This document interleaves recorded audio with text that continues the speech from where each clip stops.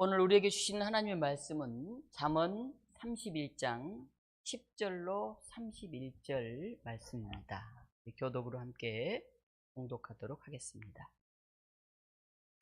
누가 현숙한 여인을 찾아 얻겠느냐? 그의 값은 진주보다 더하니라.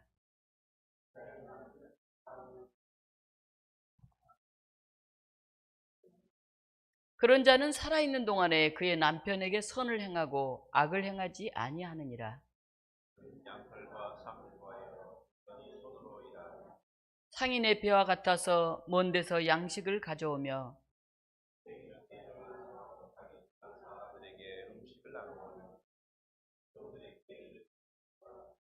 밭을 살펴보고 사며 자기의 손으로 번 것을 가지고 포도원을 일구며 자기의 장사가 잘 되는 줄을 깨닫고 밤에 등불을 끄지 아니하며 그는 공고한 자에게 손을 펴며 궁핍한 자를 위하여 손을 내밀며 사람들은 다 홍색 옷을 입고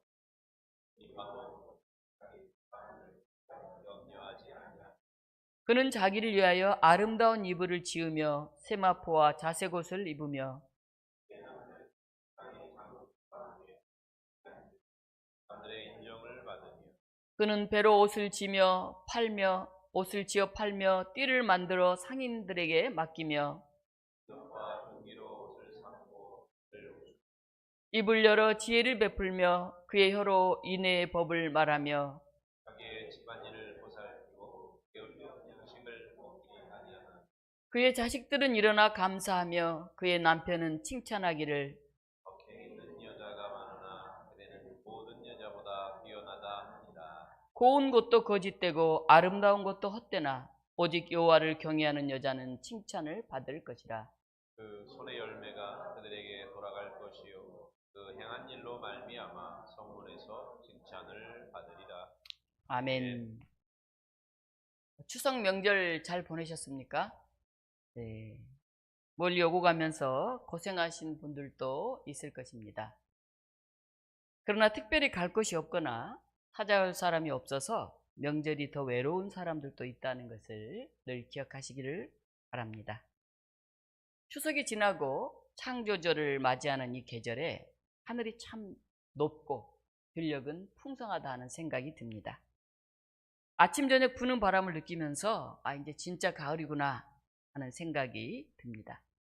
가을은 단지 곡식이 익는 시기만이 아니라 하나님께서 보시기에 심히 좋았더라 라고 하신 창조의 완성인 그런 계절이기도 합니다. 하나님은 자연을 아름답게 지으셨고 그 안에서도 사람이 사람답게 사는 질서를 세우셨습니다. 즉 살리고 돌보는 그런 생명의 질서입니다.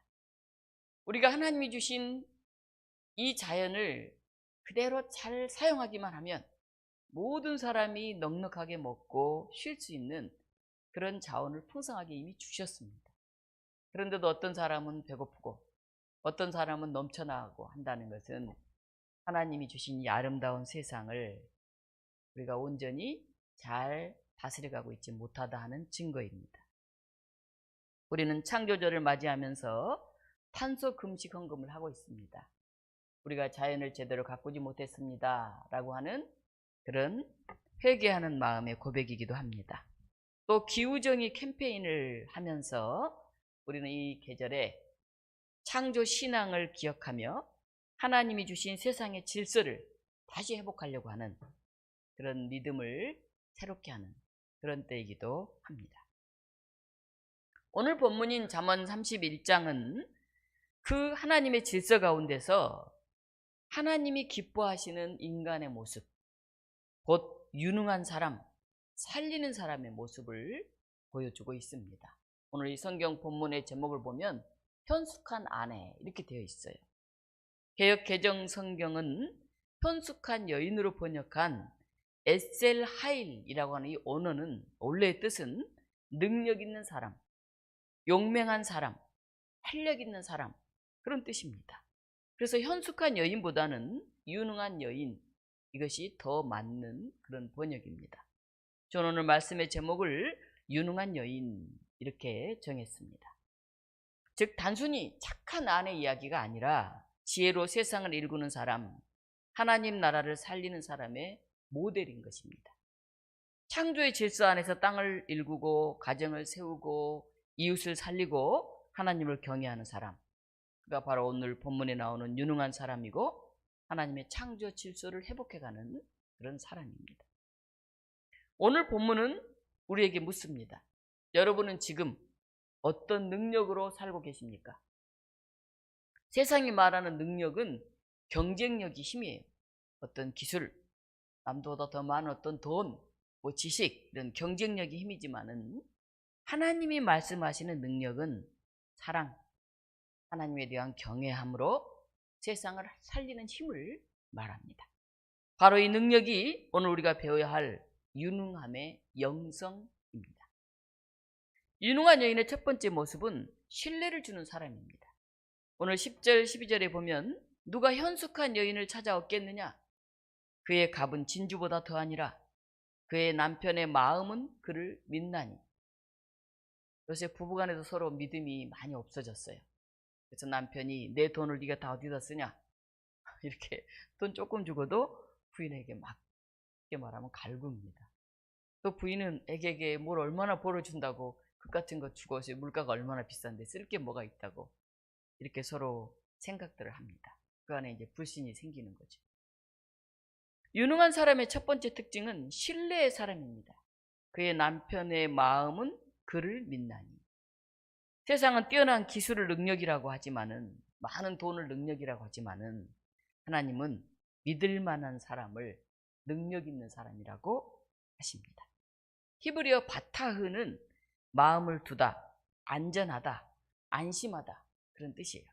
그래서 곁에 있으면 불안이 사라지는 사람, 그런 사람 있잖아요. 그 사람 곁에 있으면 왠지 든든하고 편안한 사람 있잖아요. 그의 말이 수시로 이렇게 왔다 갔다 하지 않고 그의 행동이 일관된 사람, 그가 바로 사람이 볼 때도 하나님이 볼 때도 유능한 사람입니다. 오늘날 세상은 정보와 기술이 넘치지만은 신뢰가 결핍된 세상이 되었습니다. 옛날에는 부모는 자식을 사랑한다 이렇게 생각했는데 요즘 자식이 학교를 안 오면 부모를 의심하는 그런 세상이 됐어요. 그 가정에 가봐라, 별일 없나 살펴라 이렇게 얘기들을 합니다. 관계는 어느새 계약으로 바뀌었어요. 말은 진심보다 이익으로 포장이 됩니다. 그러나 신앙인은 세상의 방식과는 달라야 합니다. 여러분은 신뢰의 사람, 하나님의 신뢰를 세상에 심는 그런 사람이 되어야 합니다. 예수 믿는 사람 뭐가 다를까요? 말이 달라야죠. 행동이 달라야죠. 믿을 만한 사람이어야죠. 한 신문에서 가장 영향력 있는 지도자의 조건을 조사했습니다. 뛰어난 언변, 화려한 스펙, 놀라운 능력, 이게 다 아니었어요. 1위가 뭐였을까요? 믿을 만한 사람이었습니다. 신뢰는 관계를 지탱하는 가장 강력한 힘입니다. 신뢰는 성품이면서 능력입니다. 교회는 완벽한 사람이 아니라 믿을 수 있는 사람 위에 세워집니다. 우리 교회 뭐 대단한 사람들, 엄청난 사람들이 모여있지 않잖아요. 그러나 믿을 수 있는 그 몇 사람들 때문에 교회가 유지되어 가고 있는 것입니다. 우리 가정에서도 교회에서도 믿을 수 있는 사람이 있다는 것은 가장 큰 복입니다. 뭐 가족들, 형제들 간에도 못 믿을 만한 사람도 있잖아요. 아유 그 녀석 이렇게 얘기 듣는 사람도 있잖아요. 그러나 그 가정은 믿을 만한 사람들을 위해서 세워져 가는 것이죠. 교회도 그래요. 다 믿을 만한 사람은 아니죠. 어떤 사람이 좀 불안하다, 저 사람 참 위태위태 이런 사람도 있죠. 그럼에도 불구하고 우리가 신뢰할 수 있는 그 마음들 때문에 공동체가 유지 발전되어 가는 것입니다. 하나님은 바로 그런 사람들을 통해서 공동체를 새롭게 창조해 가십니다. 하나님은 오늘 여러분에게 또 물으십니다. 당신은 신뢰받는 사람입니까? 믿음을 지키는 사람, 함께 있을 때 평안을 주는 사람, 그가 진정으로 유능한 사람입니다. 오늘 본문의 남편은 아내를 전적으로 신뢰합니다. 히브리어로 믿는다라는 이 단어는 안심하다, 안전하다 하는 그런 뜻인 것처럼 곁에 있으면 불안이 사라지는 사람, 그가 바로 사람들에게 기쁨을 주고 하나님께서도 기뻐하는 사람입니다. 유능한 여인은 신뢰가 깨진 불안하고 외로운 세상에서 신뢰를 회복해가는 그런 모델인 것입니다. 그의 남편은 그를 믿고 가족은 그를 의지합니다. 그녀의 말과 행동이 일치하기 때문입니다. 바로 이 신뢰야말로 우리 능력의 출발점이 됩니다. 유능한 여인의 두 번째 모습은 기쁨으로 일하는 사람입니다. 오늘 13절, 18절을 보면 그는 양털과 삼을 구하여 부지런히 손으로 일하며 상인의 배와 같아서 먼 데서 양식을 가져오며 이렇게 나와 있습니다. 이 여인은 손으로 일하고 마음으로 기뻐합니다. 여기서 부지런히 손으로 일한다고 할 때 부지런이라는 단어는 히브리어로 케페츠입니다. 이 케페츠라는 말은 그냥 열심히 일한다 이것만 말하는 게 아니에요. 그 언어에는 기쁨으로 자원하여 라는 뜻이 있어요. 즉 그녀는 억지로 일하지 않습니다. 하나님이 주신 일터를 기쁨의 사명으로 받아들입니다. 오늘날 일은 피로와 스트레스의 상징처럼 되어버렸어요. 그래서 젊은이들이 돈을 좀 받더라도 나는 좀 쉼이 있는 삶을 원해 이런 얘기들을 합니다. 그런데 성경은 일을 하나님과 함께 창조를 이어가는 거룩한 그런 행위로 말하고 있습니다. 일을 통해 가정이 세워지고 공동체가 살아납니다. 따라서 진정한 유능함은 돈을 많이 버는 사람이 아니라 기쁨으로 일하는 사람에게 있어요. 한 농부가 아침 해가 뜨기 전에 밭으로 나가면서 이렇게 기도했습니다. 하나님, 이 땅은 당신의 것이고 저는 당신의 일꾼입니다. 오늘 또 하나님이 주신 밭에 생명력을 더하기 위해서 저는 일찍 움직입니다. 이 농부의 땀은 노동이 아니라 바로 예배가 되었습니다. 이렇게 일하는 사람이 세상을 살립니다. 꼭 주일날 일하면서 앉아있다고만 해서 하나님을 예배하는 것이 아닙니다. 우리가 일터에서, 가정에서 내가 사명감을 가지고 하나님의 일을 해간다고 한다면 그것이 바로 우리가 예배하는 자리가 될 수 있습니다. 유능한 여인의 세 번째 모습은 사랑으로 손을 펴는 사람입니다. 오늘 19절 20절을 보면 그는 곤고한 자에게 손을 펴며 궁핍한 자를 위하여 손을 내밀며 이렇게 되어 있습니다. 유능한 사람의 손은 자기만을 위해서 움직이지 않습니다. 그 손은 곤고한 이웃에게 펴지고 궁핍한 자를 향해서 내밀어집니다. 오늘 이 여인은 단지 가정을 지키는 그냥 착한 여인, 현숙한 여인만이 아닙니다. 그는 세상의 상처를 어루만지는 하나님의 손이 됩니다.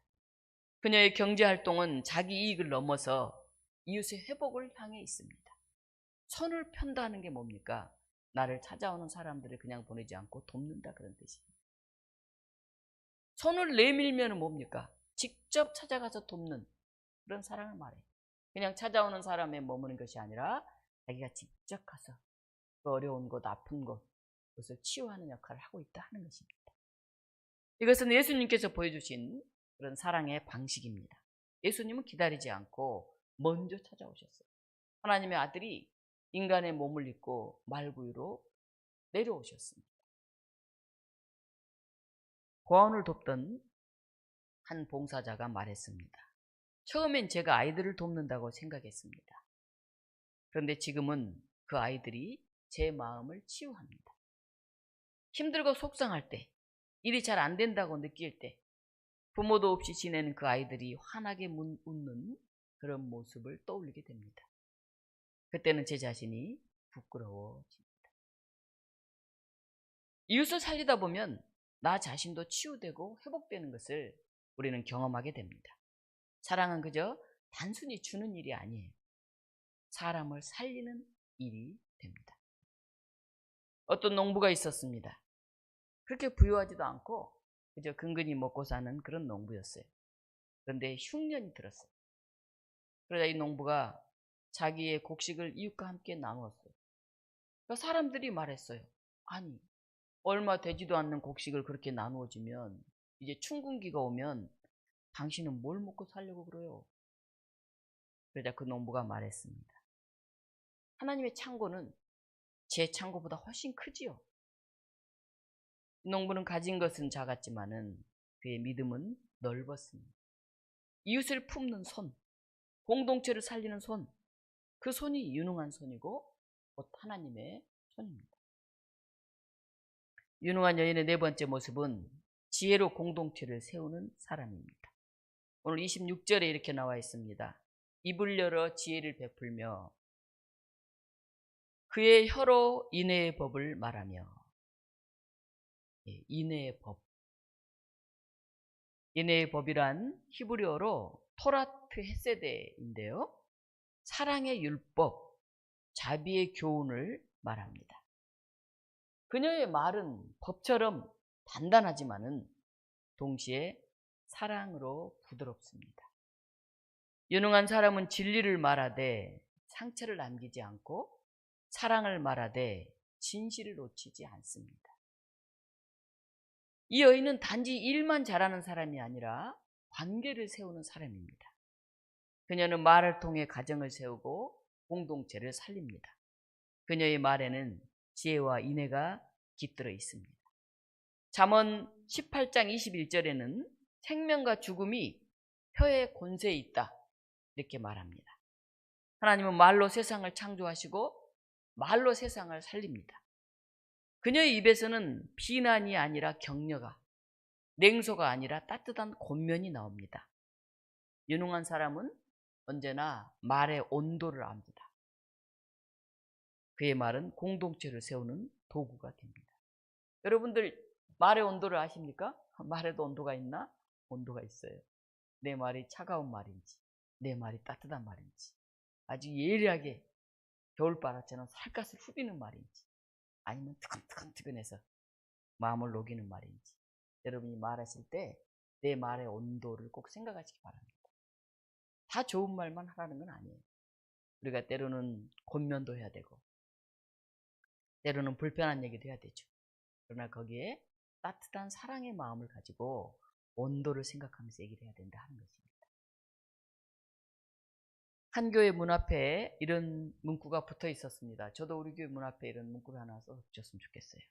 이 문을 들어서는 순간 당신의 말이 누군가의 생명이 됩니다. 지혜로운 말은 복음의 씨앗이 되지요. 가을에 곡식이 익어가듯이 우리의 말도 하나님 나라를 익혀갑니다. 그래서 말을 따뜻하게 하는 사람들이 많은 교회는 굉장히 사랑이 넘치는 교회가 됩니다. 근데 말을 그냥 좀 이렇게 날카롭게 하는 사람들이 많은 교회는 굉장히 불편한 그런 교회가 되기 쉽습니다. 지혜로운 말 한마디가 천금을 이기고 사랑 어린 말 한마디가 인생을 변화시킵니다. 여러분들의 말이 지적하고 평가하고 가르치는 그런 말이 아닌 격려하고 칭찬하고 배려하는 말이 되게 하십시오. 그 지혜의 말들로 인해서 감사와 위로의 열매가 가득한 그런 가정, 그런 교회, 그런 일터가 되게 하십시오. 이 모든 유능함, 이 여인의 유능함은 여호와를 경외하는 사람의 모습입니다. 우리 같이 성경 한번 읽어볼까요? 28절로 31절 말씀 같이 한번 읽어보겠습니다. 28절부터 31절까지. 그의 자식들은 일어나 감사하며 그의 남편은 칭찬하기를 덕행 있는 여자가 많으나 그대는 모든 여자보다 뛰어나다 하느니라. 고운 것도 거짓되고 아름다운 것도 헛되나 오직 여호와를 경외하는 여자는 칭찬을 받을 것이라. 그 손의 열매가 그에게로 돌아갈 것이요 그 행한 일로 말미암아 성문에서 칭찬을 받으리라. 자식들이 일어나서 감사하며 남편이 칭찬합니다. 덕행 있는 여자가 많지만은 그대는 어떤 여자보다 뛰어나요 이렇게 말합니다. 고운 것도 아름다운 것도 다 지나가지만은 오직 여호와를 경외하는 여인은 칭찬을 받습니다. 그래서 그 손으로 맺은 열매가 다시 자신에게 돌아오고 그 행한 일로 인해서 사람들에게 칭찬을 받는 그런 일이 일어납니다. 모든 능력의 근원은 하나님을 경외하는 데 있습니다. 우리가 경외한다 하는 것은 두려워한다 하는 게 아니에요. 하나님을 인정하고 하나님의 뜻 앞에 겸손히 서는 자세를 경외함이라고 합니다. 하나님이 나를 지켜보고 있다. 하나님 앞에서 나는 어떤 말을 하고 어떤 자세로 설까 하는 것입니다. 그게 경외함입니다. 오늘날 세상은 외모와 실력으로 경쟁을 합니다. 그러나 그 모든 것은 결코 헛됨으로 끝납니다. 외모와 꽃은 시들어도 믿음의 꽃은 결코 시들지 않습니다. 그녀의 아름다움은 화장으로 만든 게 아니에요. 화장빨이 아니에요. 믿음과 사랑으로 빚어낸 내면에서 나오는 그런 힘입니다. 하나님을 경외하는 사람만이 시들지 않는 아름다움을 간직합니다. 오늘 25절에 보면 그녀는 능력과 존귀로 옷을 삼고 후일을 웃으며 이렇게 되어 있어요. 능력과 존귀, 후일을 웃는다. 오늘 우리 사람들은 굉장히 불안해하잖아요. 걱정하잖아요. 내일을. 믿음의 사람은 불안한 내일 앞에서도 웃을 수 있습니다. 믿음의 사람의 웃음은 환경이 아니라 신뢰에서 나오는 웃음이에요. 하나님을 믿는 믿음, 하나님이 나와 함께 하신다는 신뢰. 그 웃음이 공동체를 살리고 그 웃음이 세상의 어둠을 밝힙니다. 병상에 누워있으면서 늘 웃음을 잃지 않는 그런 노 권사님이 계셨어요. 신방원 구역 식구인 한 집사님이 물었습니다. 권사님, 힘드시지 않으세요? 오래 병상에 누워있고 아프면 힘이 안 든 사람이 어디 있겠습니까? 그러자 권사님이 대답했어요. 아프고 힘들 때도 있지요. 그러나 하나님은 나를 실수로 두신 분이 아니잖아요. 아직 여기에 나를 두신 하나님의 뜻이 있을 거야 이렇게 믿으면 내 마음이 평안해집니다. 여러분들은 믿음을 가지시기를 바랍니다. 빨리 죽어야지 이렇게 생각하지 마시고 내가 몸이 불편하고 내가 가진 게 없고 내가 아직 이렇게 힘들게 살고 있는 것도 하나님이 나를 여기에 두신 이유가 있을 거야 이렇게 생각하시기 바랍니다. 그리고 아프고 힘들더라도 하나님을 향한 이 믿음을, 이 웃음을 잃지 마시기 바랍니다. 이 웃음이 바로 경외의 능력이며 믿음의 유능함입니다.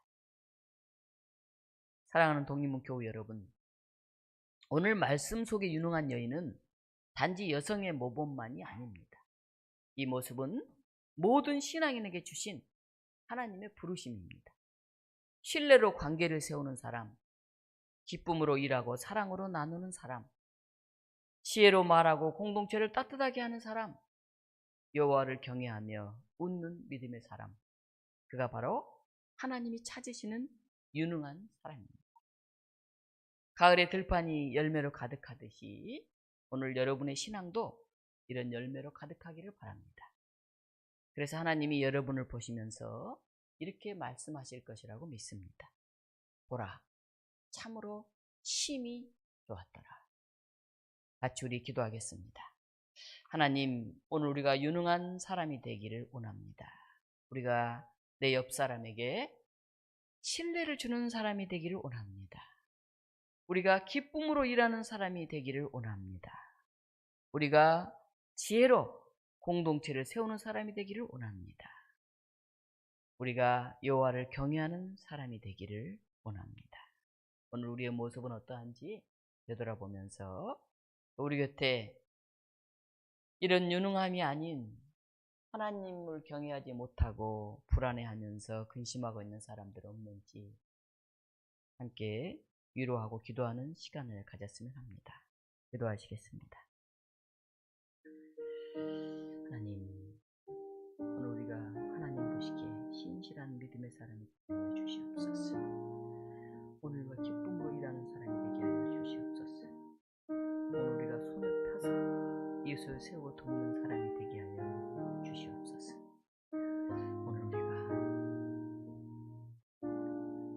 지혜로 공동체를 세우는 사람이 되게 하여 주시옵소서.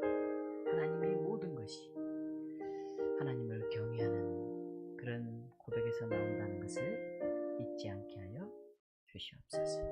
하나님, 우리 독립문교우들로 인해서 우리 가정이 행복하고 우리 교회가 행복하고 우리가 서 있는 일터와 이 나라가 행복해지게 하여 주시옵소서.